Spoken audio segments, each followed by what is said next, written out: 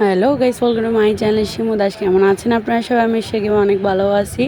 তো কিছুদিন ধরে একদম ব্লগ শেয়ার করা হচ্ছে না, আসলে আমার মোবাইলে কিছু প্রবলেম করতেছে ওইটার কারণে। সো এই জন্য এইটা একটা ভিডিও বানিয়েছি আর কি, যেহেতু ব্লগ শেয়ার করতে পারতেছি না।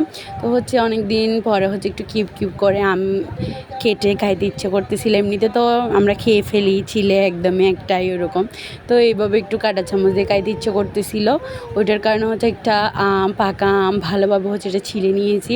আর এটা দেখে তো আমার কাটারে অপেক্ষা রাখতেছে না, খাই ফেলতে ইচ্ছে করতেছে। তবুও অনেক কষ্ট করে কাটছি, লোভ সামলে আর কি। কেটে দেখুন আঠিটা আমি বাদ দিয়ে নিলাম, তারপর পুরো আমের অংশটা এভাবে আমি কেটে কেটে কিউব করে করে নিয়ে নিচ্ছি। কারা কারা এভাবে কিউব করে করে কেটে আম খান অবশ্যই আমাকে কমেন্ট সেকশনে জানাতে ভুলবেন না। আর আমার চ্যানেল নিউ হলে অবশ্যই সাবস্ক্রাইব করবেন। যারা যারা অলরেডি করে দিয়েছেন তাদেরকে অসংখ্য ধন্যবাদ। আর আমার চ্যানেল যদি নিউ হয়ে থাকেন সাবস্ক্রাইব করে দেবেন। আমার ভিডিও যদি ভালো লেগে থাকে অবশ্যই লাইক কমেন্ট শেয়ার করতে ভুলবেন না। তো আমার কিন্তু প্রায় আমটা কাটা হয়ে গিয়েছে। দেখুন এটা কত পাকা আর কত সুন্দর, এটা খাইতে যে এত মিষ্টি। এগুলো আমরুপালি না, এটা কী একটা নাম বলছিল, আমি আসলে এখন মনে পড়তেছে না। দেখুন এখন আমার কাটা হয়ে গিয়েছে। এখন আমি খেয়ে নিব। খাওয়াটা আপনাদের সাথে শেয়ার করেছি আর কি।